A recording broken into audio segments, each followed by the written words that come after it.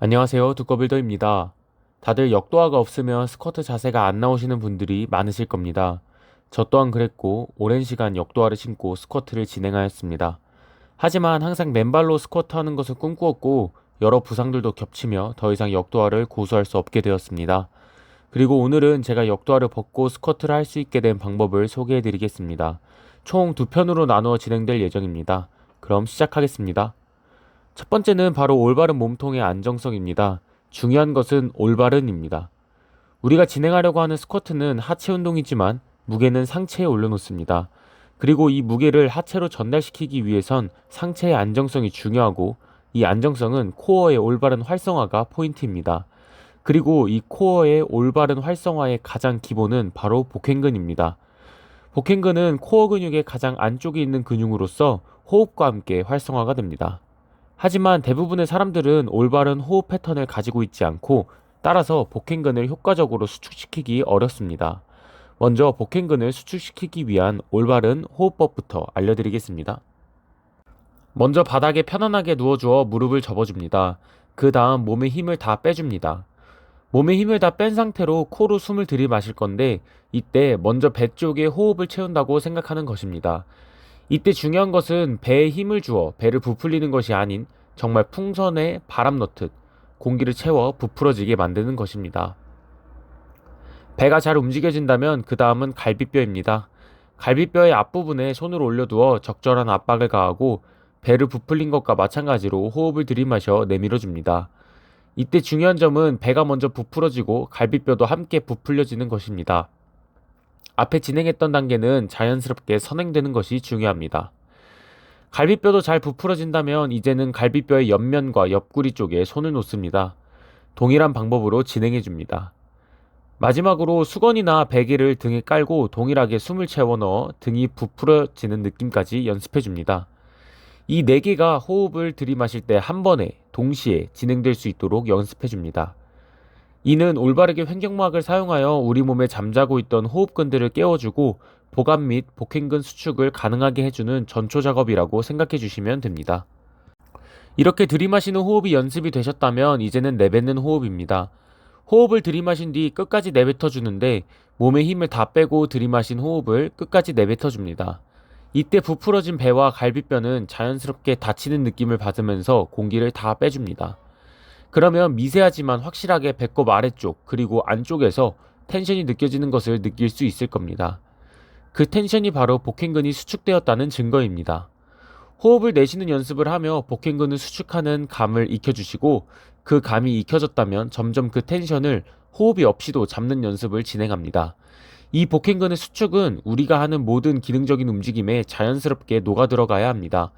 따라서 호흡을 들이마실 때든 내쉴 때든 언제든지 유지할 수 있도록 연습해 줍니다. 이것이 잘 진행되어야 우리가 진행하는 브레이싱 호흡법을 좀 더 단단하게 몸통을 안정화시킬 수 있는 것입니다. 복행근을 먼저 수축시켜서 코어의 긴장감을 가진 후 호흡을 들이마신 뒤 내복사근, 외복사근, 복직근과 같은 표면에 있는 코어 근육에 힘을 주어 단단하게 만드는 것이 바로 브레이싱입니다. 하지만 복행근의 수축이 있는 상태로 진행하는 브레이싱과 그렇지 않은 브레이싱은 천지 차이이기 때문에 정말 중요합니다. 두 번째는 몸통의 안정성을 기능적인 움직임에 대입시키는 것입니다. 우리는 항상 움직이는 동물입니다. 그리고 스쿼트라는 동작도 단순히 앉는 동작처럼 보이지만 바벨을 잡고 있기 위한 움직임, 넘어지지 않으려 하는 움직임, 앉으면서 무게중심을 유지하려고 하는 움직임 등 정말 많은 기능적인 움직임들의 복합체입니다. 하지만 몸통의 안정성이 가만히 있을 때는 잡혀도 움직일 때 그것이 풀리지 않고 움직일 수 있는 능력은 또 다른 문제입니다. 따라서 다양한 기능적인 움직임에 몸통의 안정성을 유지할 수 있어야 합니다. 첫 번째 연습 방법은 버드독입니다. 먼저 내발기기 자세를 취해줍니다.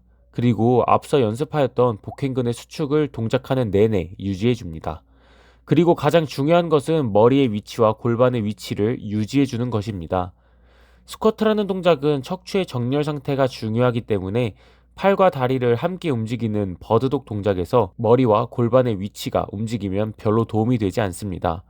따라서 막대기를 하나 준비해 주시고 머리와 골반 위에 올려놓고 떨어뜨리지 않는다고 생각하면서 동작을 진행해 줍니다. 이때 꼬리뼈와 정수리가 서로 멀어지려는 느낌을 유지하면서 동작하시면 더욱 도움이 됩니다. 들이마시면서 손과 발을 올리고 내쉬며 돌아옵니다. 두 번째 연습 방법은 원레그 데드리프트입니다. 이 또한 데드버그와 동일하게 머리 위치와 골반 위치를 고정하여 척추의 정렬 상태를 맞춰주시고 이 정렬 상태를 유지하면서 동작을 진행해 줍니다. 이때 발의 3점은 다 유지가 되어야 하고 키 커지는 느낌과 복행근의 수축은 동일하게 진행됩니다. 들이마시면서 내려가고 내쉬면서 올라와 줍니다. 세 번째 연습 방법은 원레그 스쿼트입니다. 벤치나 스텝박스 위에 올라가 주신 다음 중심을 잡아줍니다. 이때도 동일하게 정수리와 꼬리뼈가 멀어지게 하여 척추를 정렬시킨 뒤 손을 앞으로 뻗어줍니다. 그리고 복행근의 수축을 느껴주며 동작을 진행합니다.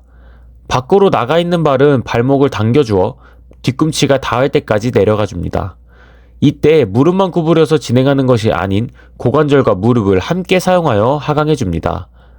발 뒤꿈치가 앞쪽으로 향하게 하여 바닥에 닿는 순간 올라와 주고 이때 발의 3점이 떨어지지 않도록 유지해 주시면서 무릎이 너무 안쪽으로 모이지 않도록 바깥으로 벌려주며 동작을 진행해 줍니다.